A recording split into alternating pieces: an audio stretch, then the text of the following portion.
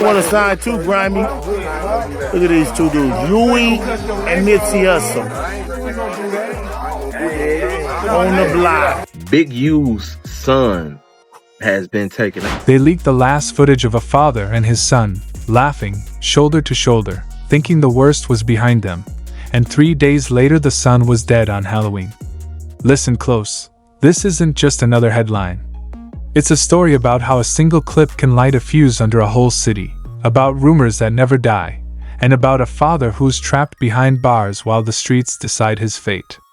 You're about to hear about old loyalties turned to ashes, about a viral video that resurrected an old beef, and about a young man named Jabari, Baby Wooey, who tried to stay out the way and paid with his life. By the time the cameras found that grainy Instagram live, the courtroom rumors, the conspiracy feeds, and the mournful funeral chants had already been set aflame. And when the footage surfaced, everything that was quiet got loud. Allies turned into accusers, mourning into celebration, and an entire community into a courtroom without judges. This is a story of power, reputation, and what happens when the internet becomes judge, jury, and executioner. Stick around, because what you think you know about who's guilty and who's innocent is about to get shaken up. There were 3 men on a corner, talking like any other late afternoon on Crenshaw. Old jokes, proud nods, a father humming with pride for his kid. The clip was under a minute, grainy, raw, the kind of footage you don't think twice about until the past needs proof. Big U, Nipsey, and Jabari, names that mean different things to different people, standing close enough to share a breath, a laugh. Big U's voice rings with that veteran's warmth, half mentor, half dad. "We still out here, you did. The camera shakes.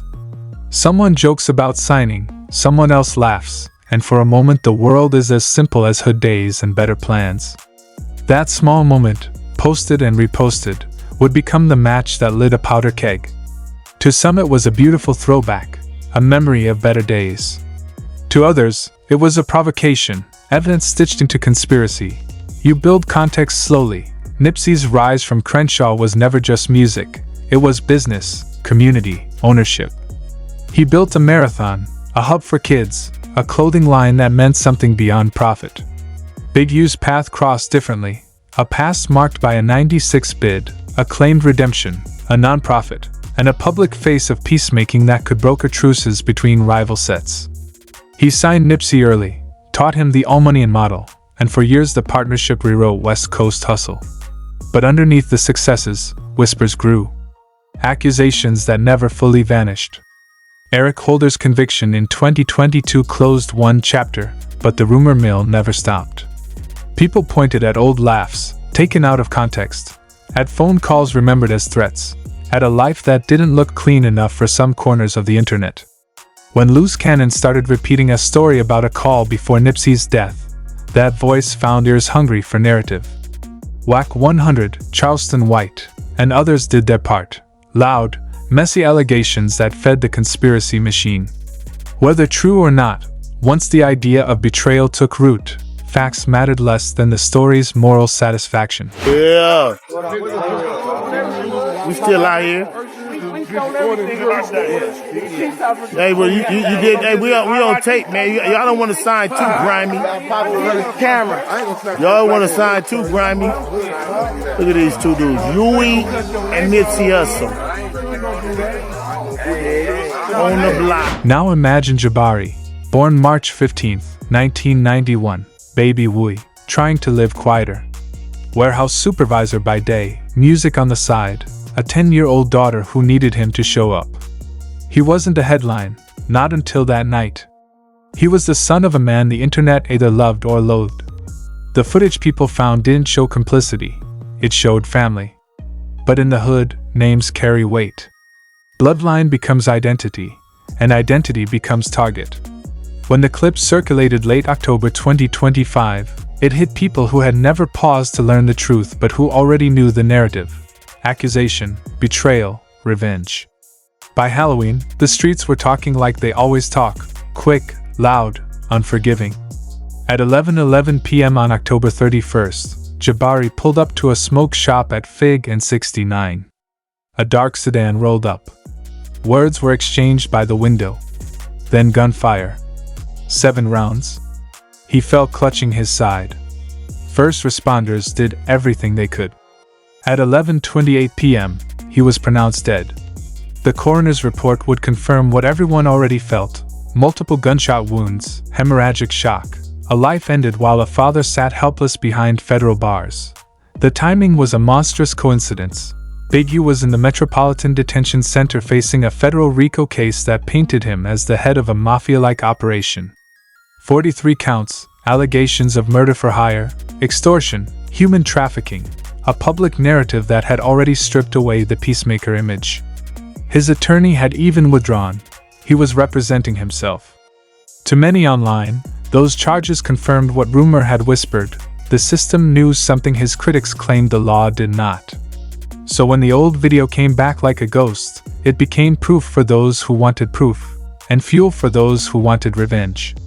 Social feeds turned into verdicts. By midnight, posts were celebrating.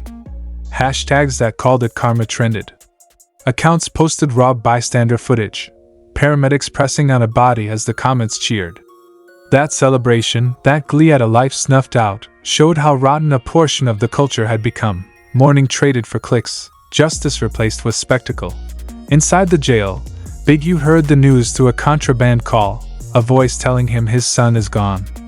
The reaction, described by Loose Cannon, was a father-level stillness, tears, a whisper, a broken prayer. He couldn't walk outside his cell to demand answers. He couldn't stand over his son's body. He couldn't pull a trigger or make a move. He was stuck, and that helplessness cut deeper than any bullet. Outside, the LAPD collected footage, set rewards, and worked leads: a $50,000 reward, 12 surveillance videos, ballistics analysis pending. Detectives had to thread the needle through social noise, separating the real tips from the gossip-made facts. The internet didn't help. Anonymous posts doxed addresses, named workplaces, dragged a child's life through public opinion long before the coroner sealed the case. Some voices pleaded for peace. Nipsey's own brother implored people to honor Nipsey with calm, but those quieter appeals were drowned by the roar of celebration. The streets were heating up, rumors flying, and the city felt like it was holding its breath before the next chapter. Then the leaks started. Not just a throwback Instagram clip anymore, but messages and calls nobody expected to surface. One anonymous page posted a voice note allegedly of Big U laughing when someone said, "Justice for Nip," on an old live. Another account claimed to have middlemen DMs where a deal was discussed, where names slipped and fingers pointed. Whether those pieces were authentic mattered less than their viral traction. People stitched them into a larger mosaic of guilt. Whack 100's barbs resurfaced, Cannon's recollections were quoted like sworn testimony, and the streets moved on those threads. With every repost, the mob grew more certain. The internet's verdict hardened into a call for retribution. Yet law enforcement still had no arrests. Detectives worked behind the scenes, while the public court of social media sentenced a man already grieving. That gulf between police process and social conviction is where things get dangerous. It's where innocent life can be sacrificed for narrative. It's where a son who wanted to keep his head down becomes collateral in a war he didn't ask for. Rumors keep spreading, and some of them are violent fantasies dressed as justice. Others are thin, dangerous threads of truth. There are eyewitness accounts: a vendor who heard the shots, 2 civilians who saw the sedan peel off, an energy drink can rolling near the body. There are also lies, people inventing details to score likes, to stoke flames, to be the first to declare a verdict. And in the middle of it all is a grieving family trying to bury a boy whose name they want to protect but which the world keeps dragging through mud. This is the point where stories split. Some call for answers, others for war. The city's pulse quickened. Callers flooded Crime Stoppers, but social feeds tried their own investigations, offering pixelated plates and shaky frames as evidence. The result is a culture where proof is whatever gets reposted, and humanity gets left out of the equation. Phone calls leaked. A supposed insider clip surfaced, a voice low and warning. "They think we set it up. They think we did it." Another message read like a bargaining chip. "If you want dirt, come through, we got receipts." People demanded those receipts like they were hunger for spectacle. The narrative had become performative: mourn for Nipsey, celebrate for Jabari, and every take was a chance to be seen as loyal.